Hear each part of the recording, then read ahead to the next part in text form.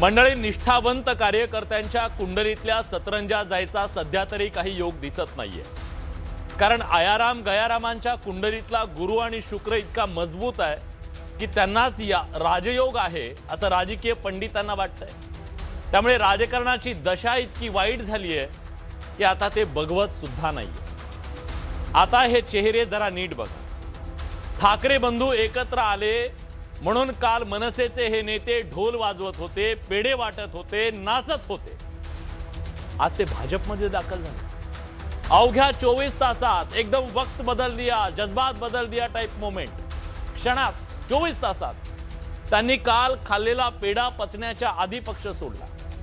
त्यांचा पक्ष प्रवेश निष्ठावंतांना पचनी पडला नाही. कारण गोदेला पूर यावा तसा नाशिक भाजपमध्ये इन्कमिंगचा महापूर आलाय. निष्ठावंत धास्तावलेत. भगीरथ बनलेल्या गिरीश महाजनांना रोखण्यासाठी काही निष्ठावंत आडवे झाले. आमदार फरांदेंनी विरोध दर्शवला. हतबल फरांदेंच्या डोळ्यातून कार्यकर्त्यांची भावना अश्रुपानं उघडली, पण त्या आयारामांचा महापूर रोखू शकल्या नाहीत. इकडे शरद पवारांच्या राष्ट्रवादीला विचारधारेची आठवण करून दिली आणि तो फंदा प्रशांत जगतापांना महागात पडला. त्यांना पक्ष सोडावा लागला. एक वेळ निष्ठावंत सोडू पण सत्तेतल्या अजित पवारांना सोडणार नाही हा मेसेज गेला. खरं तर फरांदे आणि जगताप कोणत्या पक्षाचे आहेत हे महत्त्वाचंच नाहीये, पण ते सर्व पक्षातल्या निष्ठावंतांच्या वेदनेचा आज चेहरा बनलेत. ज्या क्षणाला राजकारण आयाराम गयारामांची जत्रा बनलेलं आहे, निष्ठेनं काम करणं नेभळटपणा आणि पक्ष बदल चातुर्य बनलंय. चलाक कलाबाजी बनलंय. कलाबाजीनं जमवलेल्या जहागिरीला वाचवण्यासाठीचं साधन बनलंय. सत्तेच्या सावलीला जाणं अंतिम ध्येय बनलंय.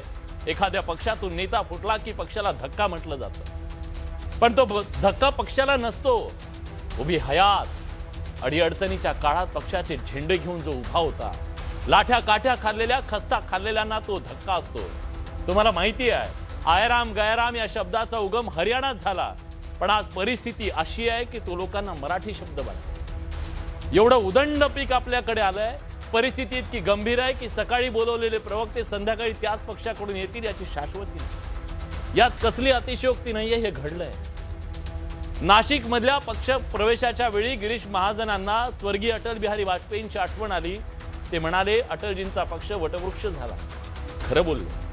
आज अटलजींची जयंती आहे.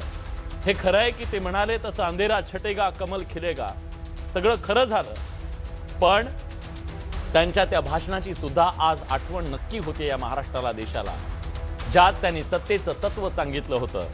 पार्टी तोडकर सत्ता के लिए नया गठबंधन करके अगर सत्ता हाथ में आती है तो मैं ऐसे सत्ता को चिमटे से भी छूना पसंद नहीं करूंगा.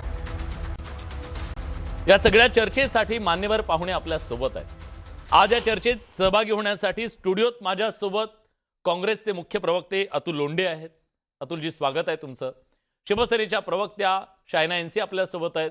शायनाजी, स्वागत आहे तुमचं. नमस्कार. आपल्यासोबत राष्ट्रवादी काँग्रेसचे आमदार अमोल मिटकरी जोडले गेलेले आहेत. अमोलजी, तुमचंही स्वागत आहे.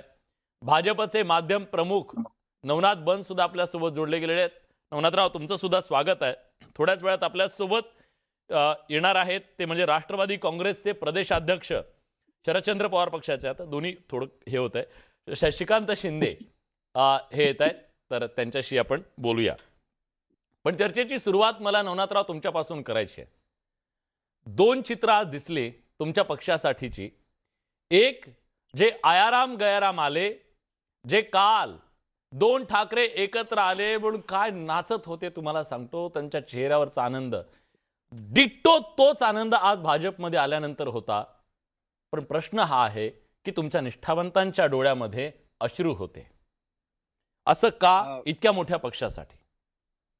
विलासराव, राजकारणामध्ये सर्वच जण एकमेकांच्या पक्षामध्ये जातात. आपण बघितलं की 2.5 वर्ष भारतीय जनता पार्टीचं सरकार नव्हतं, तेव्हा भारतीय जनता पार्टीचा एक माणूस दुसऱ्या पक्षामध्ये सोडून गेला नव्हता. भारतीय जनता पार्टीचे सगळे कार्यकर्ते भारतीय जनता पार्टीशी प्रामाणिक आणि अतिशय निष्ठेनं राहिले. आज ज्या पद्धतीनं विरोधी पक्षातनं पंतप्रधान नरेंद्र मोदीजी असतील, देवेंद्रजी फडणवीस असतील, यांना पाठिंबा देण्यासाठी हे सगळे लोक येत आहेत. आणि त्यांचा पाठिंबा घेण्यामध्ये गैर काय? राजकारणामध्ये तुम्हाला मतांची किंमत असते आणि मताला महत्व असतं. त्यामुळं जर का भारतीय जनता पार्टी वाढत असेल, भारतीय जनता पार्टीची ताकद वाढत असेल, तर त्या सगळ्या कार्यकर्त्यांचं भारतीय जनता पार्टी निश्चित स्वागत करते आणि आम्हाला अतिशय आनंद आहे, की आमचा पक्ष देशामध्ये नंबर 1 आहे, जगामध्ये नंबर 1 आहे आणि आम्हाला सगळ्या भारतामध्ये आणि सगळ्या महाराष्ट्रामध्ये भारतीय जनता पार्टीची ताकद वाढवायची आणि हम्म. त्यासाठी पंतप्रधान नरेंद्र मोदीजींचे जे स्वप्न आहे, की आपल्याला 2047 मध्ये विकसित भारत करायचंय, महाराष्ट्राला पुढे घेऊन जायचंय. यासाठी जे कोणी आमची मदत घेत असतील, जो कोणी आमच्यासोबत येत असतील, त्या सगळ्यांचं आम्ही स्वागत करतो. तुम्ही प्रश्न उपस्थित केला, की निष्ठावंत आणि उपरे. हा. मुळामध्ये एखादी लढाई जिंकायची असेल, तर त्याला निष्ठावंत आणि उपरे असा डिव्हिजन करता येत नाही. त्या लढाईमध्ये योद्धा कोण आहे, संघर्ष कोण करू शकतं, ताकद कोण लावू शकतं, त्याला जास्त महत्त्व असतं. विलासराव, मी एक छोटंसं उदाहरण देतो. हा. तुम्ही आधी वेगळ्या चॅनलमध्ये होता.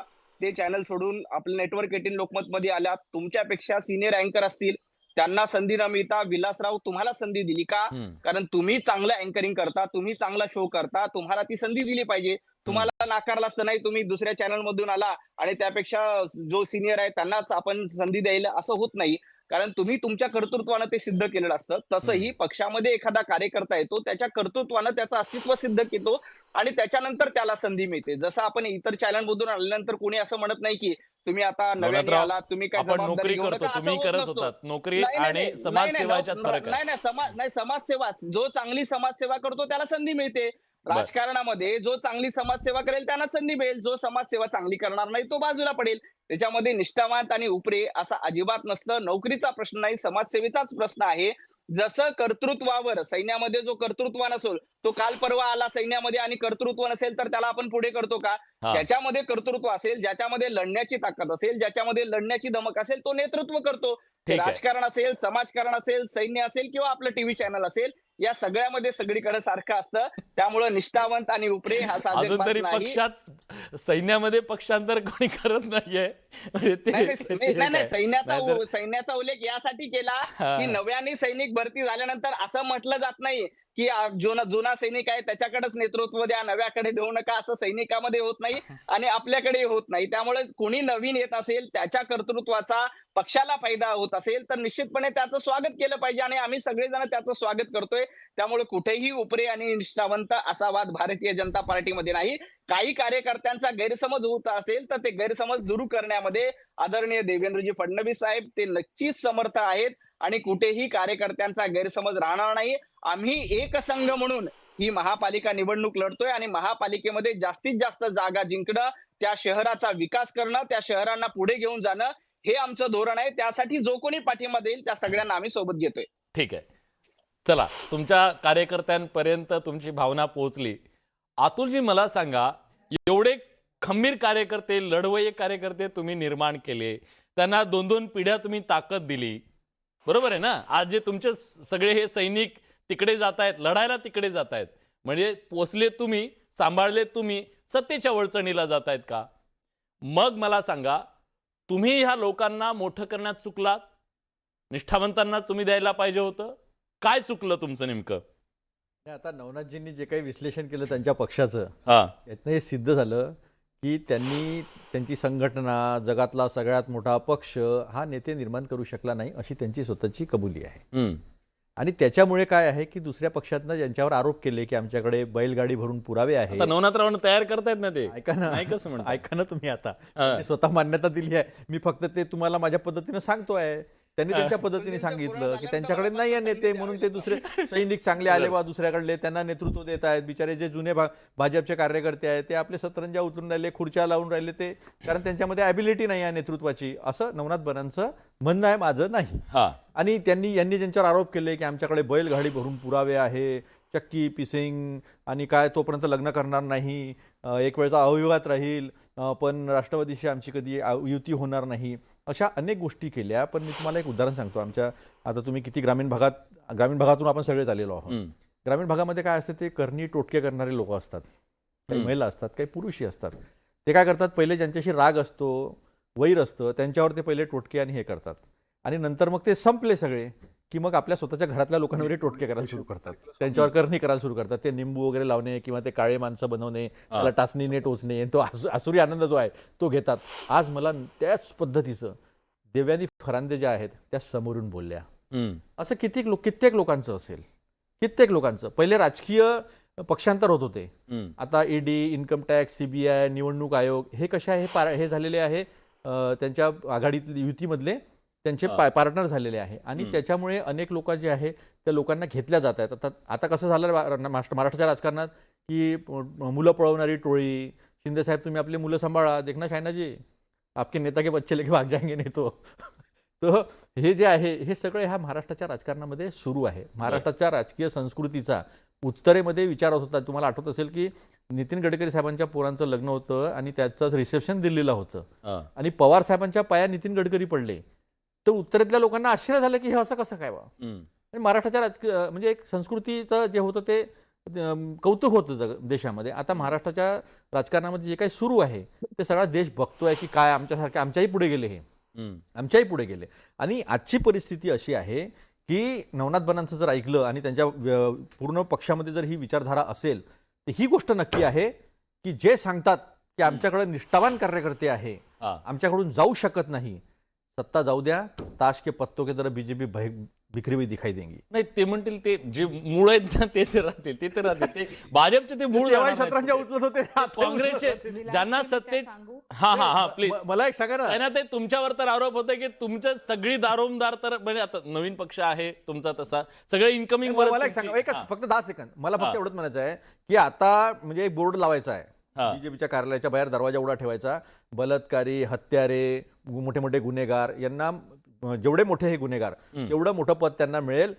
कालच ठाण्यामध्ये एका मोठ्या गुंडाचा प्रवेश झालेला आहे, पुण्यामध्ये गुंडांचा प्रवेश झालेला आहे. एक बोर्ड लावून घ्यायचा आणि त्यांना सांगायचं की तुम्ही या, तुम्ही उद्याचे महापौर, गृहराज्यमंत्री. शैनाजींना मला विचार आहे. नवनाथराव अगदी थोडक्यात. शशिकांत शिंदे आपल्यासोबत जोडले गेलेले आहेत. शशिकांतजी स्वागत आहे. काँग्रेसची अवस्था काय झाली आहे की यांना पक्ष सांभाळता येत नाही. तिथे काँग्रेस झाली आहे सगळी, बीजेपी संपली आहे, तिथे काँग्रेस, राष्ट्रवादी, शिवसेना, शिंदे. त्यांचं म्हणणं तुम्हाला तुमची पोरं सांभाळता येत नाही, हत्या करणारे अशा सगळ्यांची लोक होती असं अतुलजींना म्हणायचंय का? आता काल झालं ना, काल पेपरची बातमी आहे, वृत्तपत्राची बातमी आहे. हे सगळे म्हणजे गोंड दिला ठाण्यामध्ये, पुण्यामध्ये दिलं. ठीक आहे नवनाथराव मला पुढच्या शैनाजी मला एक सांगा, एक मिनिट प्लीज थांबा. शैनाजी मला सांगा, तुमच्या पक्षावर पण सातत्याने टीका केली जाते की बाहेरून घेतल्याशिवाय तर तुम्हाला काही पर्याय नाहीये, कारण तुमचा पक्ष ज्या पद्धतीनं वाटचाल करतोय तर तुम्हाला मग ठाकरेंकडून घ्यावे लागतील किंवा इकडून तिकडून तुम्हाला घेऊनच पक्ष चालवावा लागतोय. नवीन प्रक्रिया, नेतृत्व घडवणं, तयार करणं, ही प्रक्रिया बंद पडली आहे का? आता उसनवारीवरच सगळं सुरू आहे का राजकारणात एकूणच? विलासजी खरं म्हणले तर एक लॉंग टर्म कमिटमेंट असतो आणि एक शॉर्ट टर्म ऑपॉर्च्युनिझम. आता तुम्ही बघितलं तर तुम्ही सांगितलं की खूपच उदाहरण दिलं की काय झालं नाशिकमध्ये, काय झालं कुठे पण. एक आहे नेतृत्व. आता आमचे नेता जे आहे एकनाथजी शिंदे, त्यांचे खूपच आकर्षण आहे आणि इतकी लोकांना स्वतः यायचं आमच्या पक्षात.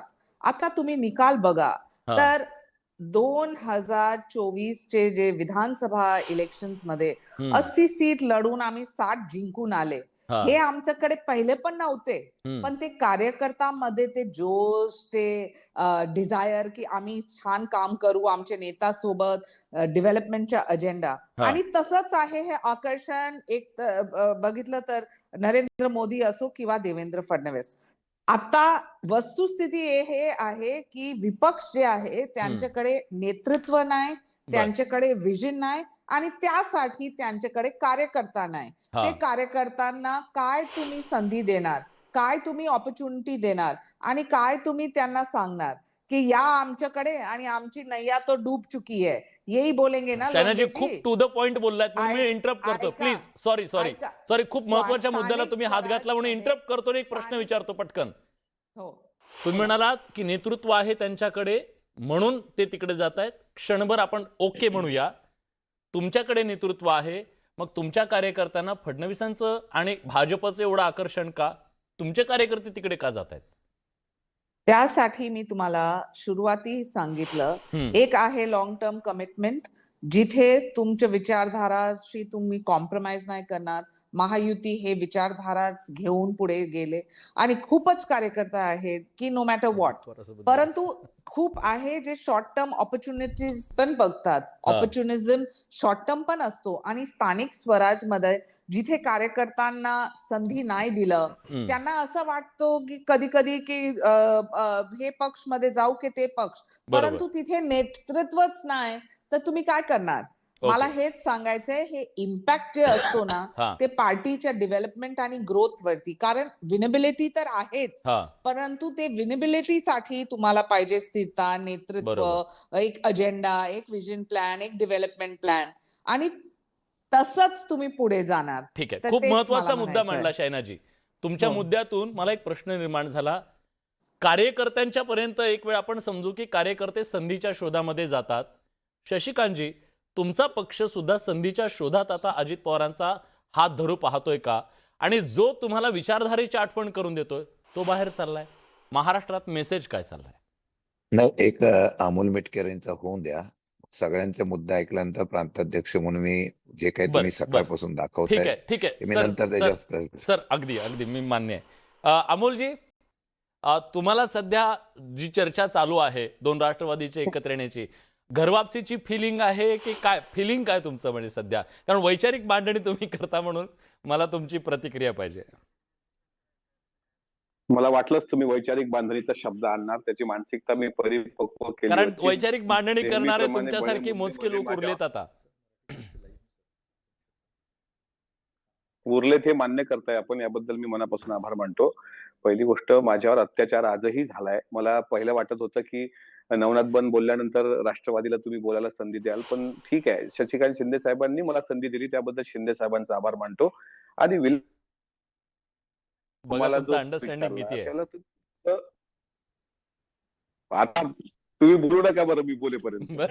नवनाथ बन यांनी जर तुम्हाला प्रश्न विचारला की तुम्ही सुद्धा म्हणजे उपरे आणि निष्ठावंत यातला त्यांनी फरक स्पष्ट केला, आणि ज्यावेळेस त्यांनी तुम्हाला एखादे तुमच्यासारखे अँकर किंवा वृत्तनिवेदक किंवा तुम्ही सगळा तो कार्यक्रम डेव्हलप करता, तुम्हाला तुमच्या चॅनलने दिलेली संधी, पूर्वी तुमचं असलेलं चॅनल, यामधला जो फरक दिसतो, तर उत्तरच तुम्हीच दिलं नाही, तुम्ही तो विषय घुमवला.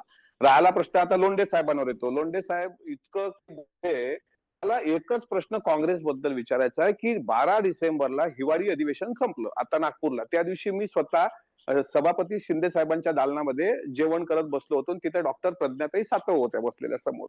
आता प्रज्ञाताई जर हा चॅनलचा शो पाहत असतील तर त्यांना माहित आहे की अमोल जो बोलतोय ते कितपत खरं आहे ते. मी प्रज्ञाताईला म्हटलं की प्रज्ञाताई किती वर्ष राहिली आता? तर त्यांची 5 वर्ष विधान. आणि मी म्हटलं काय पुढे काही निर्णय घेताय का, कारण आता पुढे विधानसभा, लोकसभा किंवा तिथलं स्थानिक हिंगोली जिल्ह्याचं राजकारण नाही म्हणत, आमच्या रक्तात काँग्रेस आहे. हे 12 डिसेंबरला प्रज्ञाताईंनी म्हटलं आणि 14-15 डिसेंबरला थेट प्रज्ञाताईंनी रवींद्र चव्हाण आणि नवनाथ बन होते त्या दिवशी प्रवेश भारतीय जनता पार्टीमध्ये केला. हर्षवर्धन सपकाळ असतील, ते अतुल लोंढे साहेब असतील, यांच्यापर्यंत माझा एक प्रश्न आहे की तुम्हाला तुमचे कार्यकर्ते सांभाळता का येत नाहीत? ज्या ताईंची 5 वर्षाची त्या ताई अचानकपणे भारतीय जनता पार्टीमध्ये का गेल्या? पहिल्यांदा तुम्ही तुमच्या घराचं चिंतन करा, आत्मचिंतन नंबर 1.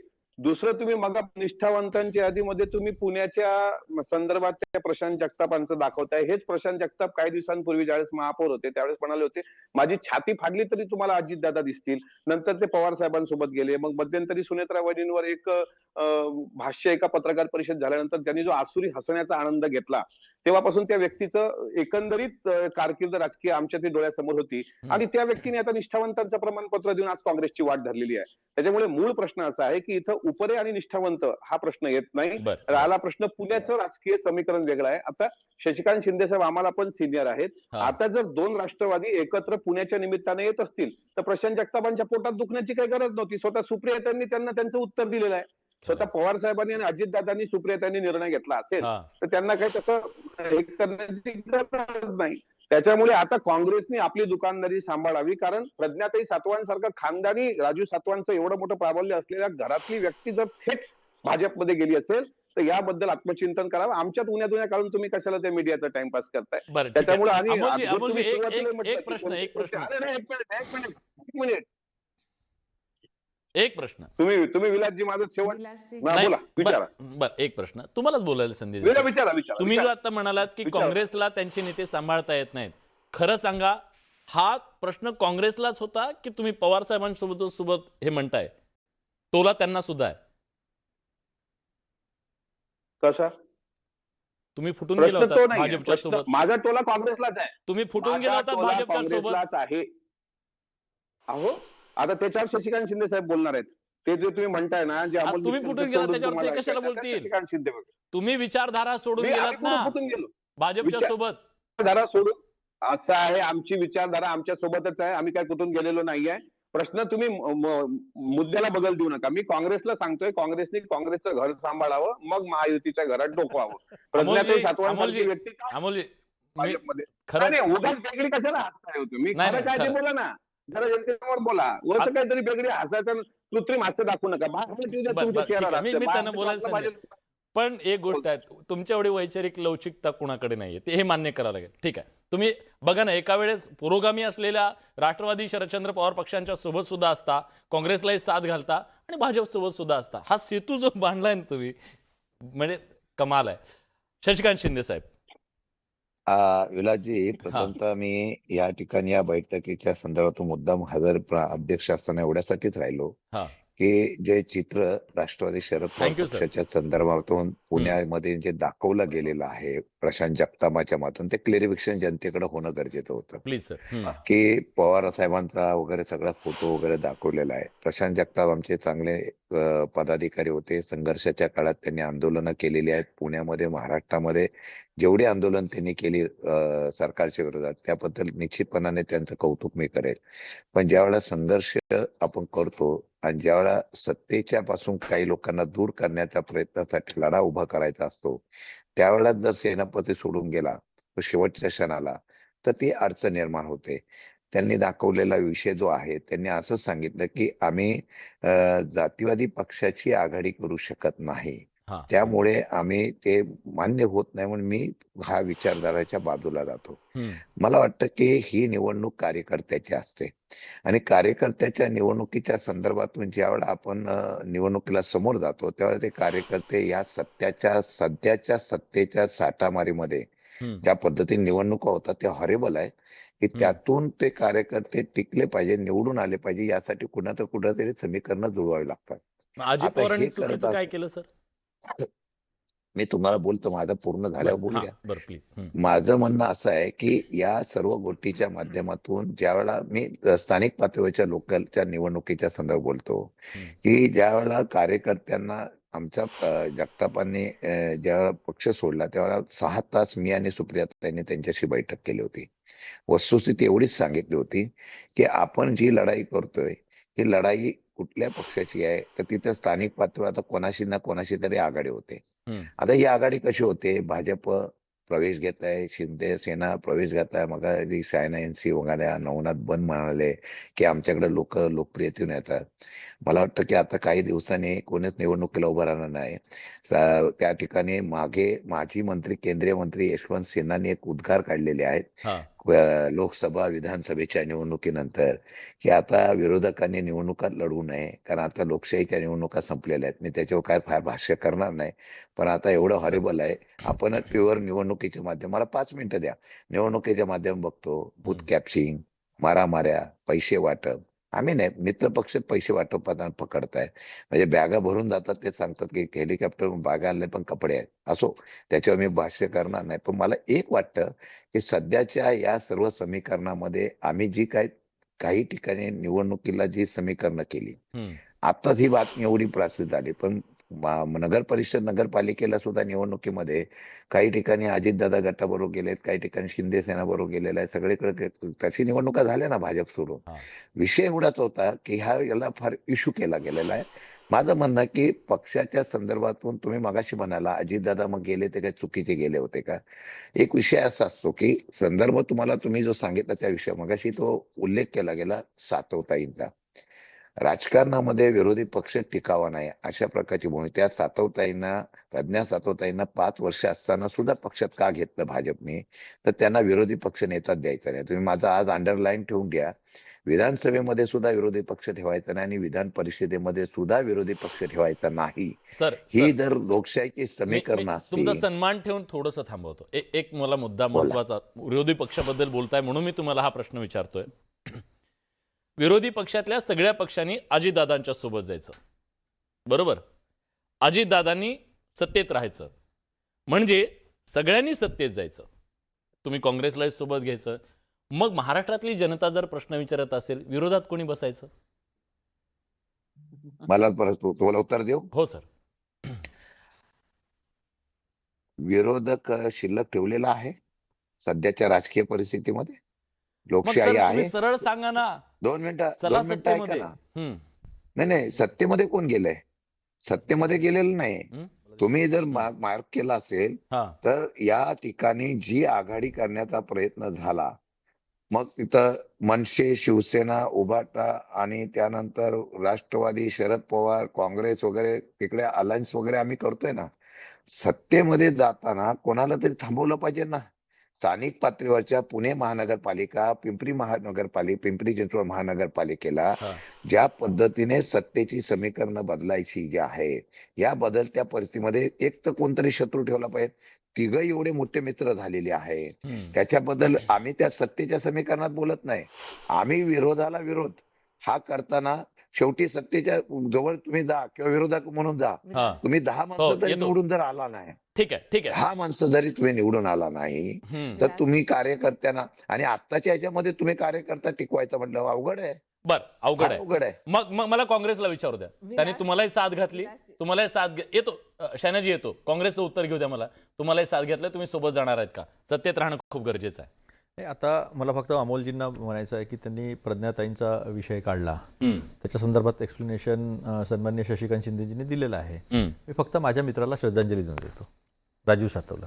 हा, मी त्याच्यावर काहीच बोलणार नाही प्रज्ञाताईंवर. माझा मित्र होता तो आणि निष्ठावान काँग्रेस कार्यकर्ता होता. ठीक आहे. पुण्याबद्दल पुण्याबद्दल श्रद्धांजली मी त्याला पुण्याबद्दल पण श्रद्धांजली नाही, पुण्याच्या संदर्भामध्ये ऐकून घेतो मी. आता शिंदे साहेबांनी जे काही सांगितलं, आज महाराष्ट्राची जनता बघत असेल, सगळे जबाबदार लोक बसलेले राजकारणातले, आणि आज महाराष्ट्रातली जनता बघत असेल की ज्या महाराष्ट्रामध्ये छत्रपती शिवाजी महाराज झाले, ज्या महाराष्ट्रामध्ये शाहू फुले आंबेडकर झाले, ज्या महाराष्ट्रामध्ये सामाजिक आंदोलनाची मोठ्या चळवळी झाल्या, महिलांना अधिकार देण्याचे, दलितांना अधिकार देण्याचा, शूद्रांना अधिकार देण्याचा, शेतकऱ्यांच्या चळवळी महाराष्ट्रामध्ये मोठ्या मोठ्या झाल्या, त्या महाराष्ट्रामध्ये लोकशाहीचा दमन कशा पद्धतीने झालं याचं विश्लेषण अतिशय चांगल्या पद्धतीनं सन्मान्य शशिकांत शिंदे साहेबांनी केलेलं आहे. आज महाराष्ट्राची जनता पाहते. तुम्ही आम्हाला प्रश्न नका विचारू काँग्रेस कधी पण ताकदीने विरोधी पक्ष म्हणून उभा राहिला. एक जरी माणूस राहिला, ऐकून घ्या, चांगलं योग्य आहे की नाही ते सांगा. आपण बाकी सगळ्या गोष्टी बोलू.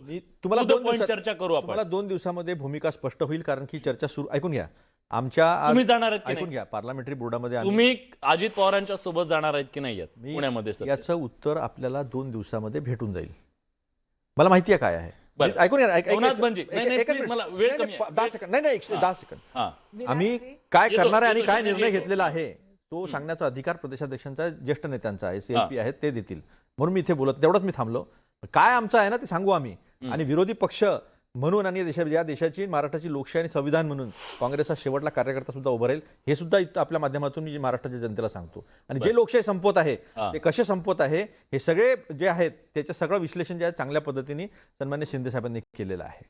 ठीक आहे. शैनाजी, तुमची एक कमेंट हो. प्लीज. मला नवनाथजींना विचारायचं. एकच कमेंट. 2च नेता आहे हे प्रदेशमध्ये जिथे लोकांना पाहिजे की त्यांच्या नेतृत्वामध्ये काम करायचं, नक्कीच जायचं. त्यासाठी तुम्ही बघतात की इतकी इनकमिंग, आउट गोईंग नाही. आणि ते आहे आमचे नेता एकनाथजी शिंदे, एक मास लीडर, आणि आदरणीय मुख्यमंत्री देवेंद्र फडणवीस. आता पण तुम्ही बघितलं तर अँटी डिफेक्शन लॉ जे आहे ते कार्यकर्ता साठी नाही, ते लेजिस्लेशन साठी आहे. तर आताच तुम्ही रिसेंट डेटा पण बघितलं तर तुम्हाला माहिती पडणार की 70% ऑफ कार्यकर्ताज कंटिन्यू टू स्टे लॉयल. हे 30% जे आहे जे इनकमिंग आउटगोईंग, आणि ते इनकमिंगच आहे. तर विपक्षासाठी मला श्रद्धांजली द्यायचं तर विपक्षला, पण तुम्हाला मला श्रद्धांजली तुम्हाला विरोधी द्यायचं पक्ष त्यांना. ठेवायचाच नाहीये का? नाही, नाही, ताई, तुम्हाला तुम्ही विरोधी पक्ष ऐका ना. ठेवायचाच तुम्ही नाहीये का? लोकशाहीला चिंता श्रद्धा व्यक्त द्या केली ना. ना. लोकशाहीमध्ये विरोधी लोकशाहीला पक्ष श्रद्धा नकोच आहे का द्या. तुम्हाला? शक्य कुठे मी आहे? एक तुम्ही मिनिटं मला बोलतो. सांगा. अँटी डिफेक्शन लॉ जिथे- मेला. जिथे- बघा, अँटी डिफेक्शन लॉ मेला. परंपरा जी तुम्ही स्थानिक स्वराज मध्ये पण ठीक आहे. बघितलं, आणि नवना- परत आम्हाला बोलवा 16 तारीखला. तर Anti तुम्हाला- ठीक आहे, ठीक आहे. Election law 16 मेला. तारखेला बघू. नवनाजी, तुम्ही तत्वानं राजकारण करणारे लोक आहात. हा, अशा परिस्थितीमध्ये हे जे विलासजी, वैचारिक तुम्हाला येईल का? येतो वैचारिक तुम्ही मांडणी करता सातत्यानं, ठीक आहे. अजित पवारांसोबत तुम्ही गेलात, आता शरद पवारांना पण तुम्ही सोबत घेणार. तुमची मान्यता आहे का सांगा त्या गोष्टीला? नेक्स्ट. विलासराव, आमचं स्वप्न आहे की विकसित भारत करणं. त्यासाठी जो कोणी आमच्या सोबत येईल त्या सगळ्यांना आम्ही सोबत घेऊन पुढे जाऊ. MIM लोकशाहीची व्याख्या MIM काय? आला तर उद्या? लोकशाहीची नाही, MIM ची आणि आमची वैचारिक मतभेद आहेत. ज्यांचे मग ह्यांच्यासोबत वैचारिक काय मतभेद तुमचं? आमचे- PDP सोबत तर गेले नाही, ना. नाही, PDP नाही, सोबत गेलेले आहे. राष्ट्रवादीसोबत- नाही, नाही, कुठे राष्ट्रवादीसोबत तुम्हाला हे वैचारिक भूमिका राहिली? ऐका, PDP ऐका, सोबत ऐका, गेले मला तुम्ही बोलू द्या. जम्मू ठीक आहे, काश्मीरमध्ये. त्यांचं उद्या. नाही, फक्त आठवण करून नाही, द्या. नाही, प्लीज प्लीज. अतुलराव बोलू द्या ना, डिबेट नाही, तुम्ही PDP सोबत गेले, आठवण नाही, प्लीज प्लीज थांबा थांबा. अतुलजी, तुम्ही ज्येष्ठ आहात, जरा डिबेटचे नियम पाडू आणि मग तुम्ही उत्तर द्या. हा हा नाही नाही please. तर मुळामध्ये लोकशाहीची व्याख्या काय? लोकांनी लोकांकडून लोकांसाठी केलेलं राज्य. बहुसंख्य लोक आज भारतीय जनता पार्टी सोबत आहेत, देवेंद्रजींच्या पाठीशी आहेत, देवेंद्रजींना आशीर्वाद देत आहेत. जवळपास 132 जागा आम्ही विधानसभेला त्या निवडून लोकांमध्ये आल्या. दलित आता आणि मुस्लिम येतात का? नाही नाही थांबा थांबा थांबा. माझा प्रश्न विचारू द्या मला. हा अतुलजी सगळेच येतात, फक्त तुम्ही दलित मग अमित मुस्लिम साटमांनी काय म्हटलं? मामू के साथ गए. नाही, नाही, एक मिनिट. अतुलजी प्लीज. पाकिस्तान धारजीने अमित साटमांचं आमच्या स्टेटमेंट विरुद्ध- काय आहे? ऐका, अतुलराव, जरा डिबेटचे नियम पाडूया ना जरा. तुम्हाला माहित जास्त आहे. नवनाजी प्लीज माझ्या एका प्रश्नाचं उत्तर द्या. हा. मला हे स्पष्ट कळलं, मला म्हणजे महाराष्ट्राला हे कळलं की शरद पवार साहेबांना येतो शिंदे साहेब, शरद पवार साहेबांना सोबत घेण्याच्या संदर्भात तुमचा आक्षेप नाहीये, बरोबर? अजिबात नाहीये. जे राहिली पंतप्रधान एकमेव नरेंद्र काँग्रेस, त्यांना तरी मोदीजींच्या- कशाला ठेवता? नाही, काँग्रेसचे आमचे वैचारिक मतभेद आहेत. काँग्रेसने या देशाचं सर्वाधिक नुकसान केलं. देशाचं वाटोळं कोणी केलं असेल तर ते काँग्रेसने केलं. घराणेशाहीवर चालणारा पक्ष म्हणजे काँग्रेस आहे. अरे मग अतुलजी, तुमच्या कितीही सोबतचे सर्व लोकशाहीच्या पक्ष व्याख्या घराणेशाहीवाले आहे ना. लोकशाहीच्या आणि आमच्या इथल्या घराणेशाहीला तुम्ही घेतलं भारतात का? असेल. तुम्ही किमान घराणेशाहीवर बोलू नका हो यापुढे. विलासराव ऐकून घ्या, ऐकून मग घ्या. सगळे घराणेशाहीचे पक्ष काँग्रेस- तुमच्या सोबत आहे. काँग्रेस हे सगळे घराणेशाहीवर घराणेशाहीचे चालणारा नेते जे आहेत पक्ष ते आहे. तुम्ही सोबत काँग्रेसने घेतलेले आहे. लोकशाहीच्या गप्पा मी आता मारू किती नये. नावं घेऊ महाराष्ट्रामध्ये? नाही, देशभरामध्ये घराणेशाहीतले तुम्ही घेतलेले लोक. तुम्ही अकाली दलासोबत गेले, तुम्ही शिवसेनेसोबत गेले, तुम्ही राष्ट्रवादीसोबत गेले. सगळे घराणेशाहीचे पक्ष आहेत. नवनाथराव त्यांनी घराणेशाही सोडली तर प्रॉब्लेम नाही का त्यांचा? अतुलजी, काँग्रेसनी अरे आमचा तर अध्यक्ष पण निवडला आम्ही. नुकसान केलं. ब्लॉक अध्यक्ष असलेले व्यक्ती आमचे राष्ट्रीय अध्यक्ष झालेले शिंदे आहेत. साहेब, आमचा अध्यक्ष शिंदे काय साहेब, होत नाही. वेळ कमी आहे माझ्याकडे. शिंदे साहेब, आमची पार्टी मोठी आहे, थोडा वेळ लागतो. कुठली पार्टी मोठी आहे तुमची? सगळे आमच्या पार्टीचे लोक आलेले आहे. बरं ठीक आहे. हा. तुम्ही आता अतुल, एक शिंदे साहेब मला सांगा, भारत झालेला आहे. शिंदे साहेब मला सांगा, विरोधी पक्षांसाठी सर्व्हायव्हल इश्यू आहे सगळ्यात मोठा, सर्व्हायव्हल इश्यू आहे, आणि हाच कार्यकर्त्याच्या मनात सुद्धा कार्यकर्ता अस्वस्थ होऊन जातोय की पर्याय नाही त्याच्याकडे, अपरिहार्य म्हणून जातोय. काय नेमकं सांगा. असं आहे की मी फार जबाबदारीने सांगतो हम्म. की सध्या बघा ते सायना एनसी मॅडम म्हणाल्या, नवनाथ बन म्हणतायत. माझ्या माहितीप्रमाणे लोकप्रियता आता कोणत्या नेत्यामध्ये राहील नाही. फक्त आपण निवडून येण्यासाठी काय लागतं ते जो देतात त्याला महत्व आलेलं आहे. त्यामुळे सगळे पक्षात प्रवेश करतायत. माझ्या माहिती वैचारिक बांधिलकी वगैरे हे सगळे झूट आहे.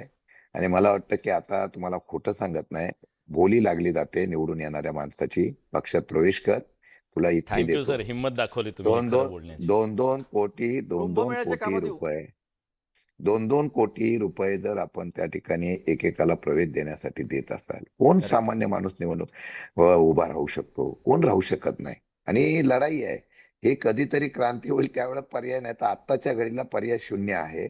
भूक फार आहे. तुम्ही उपऱ्यांना निष्ठावंतावर अन्याय होतो हा मुद्दा घेतलेला आहे. माझं म्हणणं आहे की आता निवडणूक देताना सायना एनसी म्हणतायत, नवनाथ बन म्हणतायत, त्याप्रमाणे किती राष्ट्रवादीची, शिवसेनेचे, त्यानंतर काँग्रेसचे घेतलेल्यांना तिकीट न देता, किती ज्या वेळेला पक्ष सत्तेत नव्हता तेव्हापासून कष्ट करणाऱ्या कुठल्या उमेदवारांना तुम्ही तिकीट देणार हे एकदा आकडेवारी जाहीर करा. आणि म्हणून आपण उगीच गप्पा मारतो, त्याला काही अर्थ राहिला नाही. सध्याच्या सर, मी निवडणुकीला तुमचे मनापासून आभार कार्यकर्त्यांना- मानणार आहे. आज या व्यासपीठावर सगळे येतात, आपापली भूमिका मांडतात, त्यांचं ते काम आहे. पण खरं बोलण्याचं धाडस खूप कमी लोक दाखवतात. आज तुम्ही वास्तव सांगितलेलं, ठीक आहे, तुमची भूमिका तुम्ही घेतलेली असेल, त्या भूमिकेच्या वर जनता ठरवेल ती योग्य अयोग्य, त्याच्याबद्दल हे आहे. पण इथलं वास्तव मांडण्याची हिंमत तरी तुम्ही दाखवलात, त्याबद्दल तुमचे मनापासून आभार व्यक्त करतो मी. कारण धन्यवाद. कधीतरी हे सगळं मान्य केलं पाहिजे. अमोलजी, तुम्ही मात्र अजून मान्य करायला तयार नाही आहेत. शेवटची कमेंट. काय मान्य करायला तयार नाही? काय काय काय मान्य केलं पाहिजे? या राजकारणातलं शिंदे जळजळीत साहेबांनी वास्तव शिंदे काय आहे? नाही, निष्ठावंतांची ते जे अवस्था काय म्हणतायत आहे? की ते म्हणतायत की 2 कोटी 5 कोटी रुपये देऊन हे पक्ष प्रवेश होत आहेत. एकतर हे हवेत बाण मारल्यासारखी गोष्ट आहे. याचा काही कुठला पुरावा नाही. नंबर 1 ते कुठल्याही पक्षाच्या संदर्भात असतो. मला तर आज ही शंका आहे की आजच्या चर्चेमध्ये नसतं ना अमोल. विलासराव ऐका, शिंदे साहेब. खोटे आरोप करायचे आणि कोणी पैसे शिंदे दिले म्हणून साहेब. पक्षप्रवेश कोणी शिंदे करत साहेब. नसतो. आपली उभी पुरावे आयात देऊ? ज्यांनी पक्षामध्ये घातलेली असते ते कोणी पुरे पैशासाठी देऊ, प्रवेश पुरावे करत द्यायचे नसतात. असतील तर हे पुरावे द्यायची आदरणीय माझी श्रीकांत तयारी आहे, शिंदे विलासराव. साहेब. माझं बोलणं संपलेलं नाही. माझा वेळ ठीक आहे. संपून ठेवा. माझा वेळ. माझा सर, वेळ. क्षणभर आपण असं समजलो, क्षणभर असं असेल तर मग या सगळ्या लढाईमध्ये अस्त्र शस्त्र रसद हे सगळं असेल तर निष्ठावंत टिकेल का, हा खरा प्रश्न आहे. आणि तो टिकणार नसेल तर मग त्याच्या डोळ्यात पाणी कदाचित कायम राहू शकतं, पक्ष कुठलाही असो. आज या चर्चेत आपण सगळेजण आलात, भूमिका मांडलीत. काही जणांनी धाडस केलं खरं सांगण्याचं, काही जणांनी आपापली भूमिका मांडली आणि या महाराष्ट्राच्या राजकारणावर प्रकाशझोत टाकण्याचा प्रयत्न केला. मी सगळ्या पाहुण्यांचे मनापासून आभार व्यक्त करतो. आणि महाराष्ट्रातल्या जनतेचा नेमकं मत काय, त्यांच्या मन की बात काय आहे, आयाराम गयारामांमुळे निष्ठावंतांची कोंडी होते का? बडे मुद्दे सुरू झाल्यापासूनचा हा सगळ्यात मोठा पोल आहे मित्रांनो. 97% लोक म्हणतायत होय, 3% लोक नाही म्हणतायत. मला वाटतं की महाराष्ट्रातल्या सगळ्या लोकांसाठी, राजकीय पक्षांसाठी हे पुरेसं आहे. निष्ठेला किंमत द्या. बडे मुद्देमध्ये आज आपण इथेच थांबतोय. धन्यवाद.